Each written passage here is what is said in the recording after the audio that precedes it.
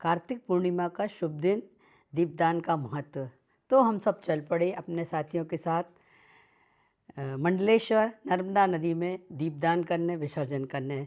रास्ते में हम जाम गेट पर रुके और वहाँ के लोकेशन को हम लोगों ने आनंद लिया, निहारा और साथियों के साथ फ़ोटो की। नर्मदा पहुँचते ही हम लोगों ने सबसे पहले स्नान किया, नर्म शीतल जल और माँ नर्मदा की वंदना। आनंदित होकर हम लोगों ने बहुत अच्छे से माँ की वंदना, पूजन अर्चन किया, हटखेलियाँ करी और उसके बाद वो आनंद का अनुभव बहुत ही अनुपम, अनोखा। इसके बाद तट पर बैठकर हम लोगों ने भजन गाए, माँ नर्मदा की पूजन आराधना की।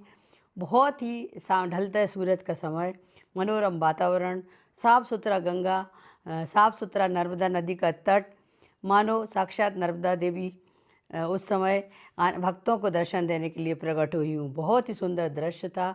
हम लोग ने बहुत भजन गाए, भरपूर उस दृश्य का आनंद लिया। भक्ति पूजन से ओतप्रोत वातावरण मन को प्रफुल्लित करता जा रहा था। इसके बाद हम लोगों ने दीपक तैयार किए। लगभग 108 गाय के घी के दीपक हम लोगों ने तैयार किए और मिलकर पूजन अर्चन करने के बाद हम लोग ने नर्मदा नदी की वंदना पूजन की और क्रमशः सभी ने मिलकर धीरे धीरे जलते हुए दीपों को जल में प्रभावित किया। तट पर हम लोगों ने ओम की आकृति बनाई, उसका पूजन अर्चन किया और उस मनोरम दृश्य आध्यात्मिक वातावरण को अपने हृदय में समाया। हृदय हर्ष से ओतप्रोत हो गया, भक्ति से ओतप्रोत हो गया। चारों तरफ जलते हुए दीपों की जगमगाहट, नदी का सुंदर तट, मनोरम दृश्य, मानो हमारा कार्तिक पूर्णिमा का पूजन आराधना सफल हो गई। बहुत ही सुंदर ओम की आकृति, बहुत ही मनोरम दृश्य था। इसके बाद हम लोगों ने अन्य दीप जो शेष बचे हुए थे उनको बेहद प्रभावित किया और पूजन अर्चन वंदन करते हुए बहुत आनंदित होकर हम लोगों ने फिर तट को निहारा, माँ से प्रार्थना की, सबके दुख दर्द दूर करने के लिए आराधना की और साथ में फिर से हम लोगों ने भजन का वातावरण बनाया। दीप प्रभावित करते हुए हम लोगों ने भजन गाए।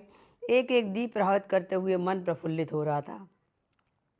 माँ नर्मदा की आराधना करते हुए, दीपों को निहारते हुए हम सब अति प्रसन्न हुए और हमने अब वापस आने का समय हो रहा था। हम लोग ने फिर भजन वंदन किया, पूजन अर्चन की और फिर धीरे धीरे हम लोग अपने भजन को पूरा करते हुए वापसी का आनंद आने लगे। साथ में हमने हनुमान जी के दर्शन किए।